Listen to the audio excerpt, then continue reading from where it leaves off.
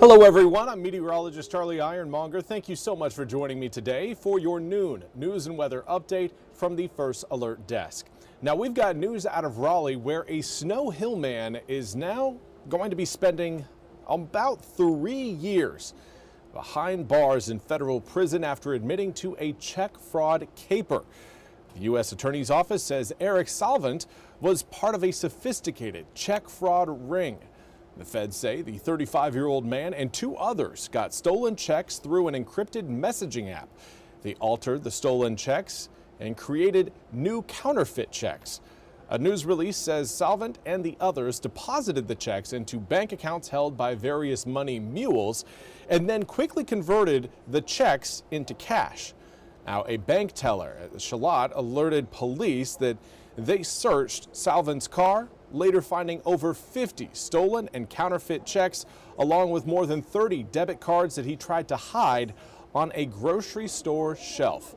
The case was investigated by the U.S. Secret Service. And now we want to turn to the results from the primary elections across the country. Obviously, North Carolina was one of the main focus points across the country in terms of election coverage, along with Texas and Arkansas. NBC's Alice Barr has more from Washington. Results are in for the first primaries of this year's high-stakes midterm elections, with Texas-sized implications for control of Congress. 4-term Republican incumbent Senator John Cornyn is now headed to a runoff in May with State Attorney General Ken Paxton, with neither candidate winning a majority of the vote.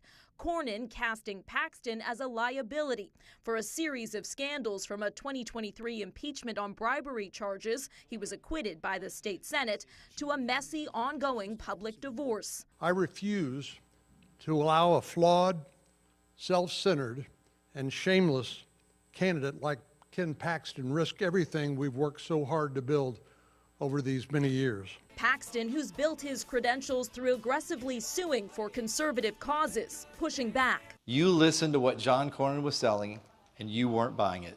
Tonight, change was on the ballot, and change won. Whoever prevails in that bruising battle will face Democratic State Representative James Tallarico, who NBC News now projects defeated Representative Jasmine Crockett, as Democrats look to make a play for the traditionally red state, pointing to high turnout. We are not just trying to win an election. We are trying to fundamentally change our politics. And it's working. Democrats also aiming to gain ground in North Carolina's Senate race, where Republican Tom Tillis is retiring. Former Democratic Governor Roy Cooper now set to square off against former Republican National Committee Chair Michael Whatley. 2 closely watched races that could determine control of the Senate. In Washington, Alice Barr, NBC News. Again, that was Alice Barr reporting. We now turn to your weather forecast. Everything is looking very sunny across eastern North Carolina right now. And as far as sky conditions go over the next several days, we're going to be looking at a pretty similar forecast. It's going to be hot, it's going to be mostly sunny, and rain showers are likely going to hold off until we get to the tail end of the weekend. So if you've got any outdoor plans that you really want to get in, next few days going to be perfect for it. Here's a look at what we've got right now in New Bern along the Neuse River. 73 degrees with a west-southwesterly breeze at 13 miles per hour. And plentiful sunshine. You can see we do have some thin clouds up above in the atmosphere, but not really the clouds that are going to be keeping this sunshine from heating us up today. As far as what we've got elsewhere in the east, most inland areas right now are looking at the low 70s, a little bit cooler as you get closer to the water. That's to be expected, and even a little bit cooler as you get closer to the Virginia line. Right now, Roanoke Rapids currently showing 61 degrees. I do believe it's a little bit warmer there, as right now Ahoskie is sitting at 69 degrees, and Elizabeth City coming in at 70 degrees. So again, I do think we're just a little bit slow on receiving those numbers from Roanoke Rapids. Compared to where we were yesterday, most areas are around 15 to 25 degrees warmer. That is significant warmth that you can feel as you step outside, and it's going to be staying warm through today and tomorrow and extending through the weekend thanks to the combination of sunny skies and a southwesterly wind. Those southwesterly winds right now coming in at about 7 to 15 miles per hour. Gusts present for some areas, but right now wind gusts not a huge concern. As we make our way through the afternoon today, plan on air temperatures getting again into the mid 70s. Some areas could possibly see 76, 77 degrees later on this afternoon, but most of us should end up, at least inland areas, should end up in the mid 70s. For those of you watching along the immediate coast, you're looking out at water right now, I would anticipate more of the upper 60s to low 70s for your daytime highs today. Later on this evening, cloud cover will try to build back over the east tonight. That has to do a lot with the rising humidity, as air temperatures by midnight will still be in the low 60s. This again will prompt more heat to build over the east over the next several days, and this is the story. I know for most this looks like, all right, just a bunch of clouds stretching from Texas across Missouri and then over kind of the Rust Belt, over Illinois, Indiana, Ohio, Pennsylvania, West Virginia, even extending all the way east towards New Jersey.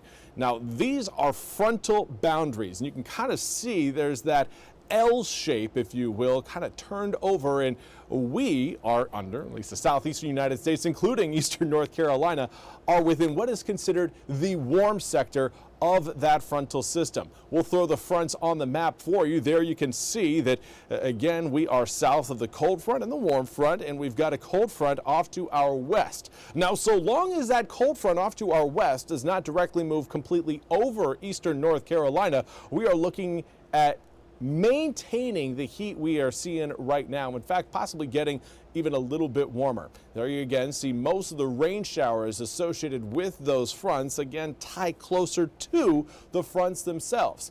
But we again are going to be in what is called the warm sector of that frontal boundary. So air temperatures are going to be rising even as those systems pass by. You'll note with that cold front back towards Missouri, Arkansas, and Oklahoma, another area of low pressure will form on the western side of Texas, dragging that cold front a little bit further northward as we see a change in the upper level wind pattern that is going to bring about more heat to the southeastern United States. So here's what it looks like on your 8-day forecast. 75 today turns to the upper 70s for tomorrow, and then we are in the low 80s for Friday, Saturday, and Sunday. We'll be close on Monday. Right now, Monday coming in about 79 degrees, but we're back into the low 80s by Tuesday and Wednesday of next week, with both days showing up at 82 degrees. Now, we do need to talk a little bit about the rainfall forecast coming up for Sunday and Monday. And, well, even Tuesday a bit. Tuesday morning could see, again, some spot showers along the coast, potentially around where Sue Ann is watching from Manio. Do want to say hello to Sue Ann. Thank you so much for joining me. But again, Sunday and Monday, what we're really going to be watching is a cold front that is going to kind of slide its way down close to us, but won't actually pass through eastern North Carolina. Okay, close enough to give us a little bit of some rain showers and possibly even a few thunderstorms thanks to the heat we're going to be seeing through this weekend. But not actually getting a full frontal passage means that the lift required to create severe weather is not going to be there. Now, if we see any big changes and we see a cold front actually sweep through, then obviously our opportunity for severe weather will be increasing. But right now, it does not look like that is going to be in the cards. Again, we would also see a bigger temperature drop if that were the case. But right now, a 1 degree drop from Sunday into Monday, not enough to suggest that a full front is going to be moving over and clearing the coast of eastern North Carolina anytime soon. Well, that's all we have time for today's noon news and weather update from the First Alert Desk. I want to thank you all so much for joining me. We'll be back with more news and weather coming up at the top of the hour. Until then, have a fantastic rest of your Wednesday.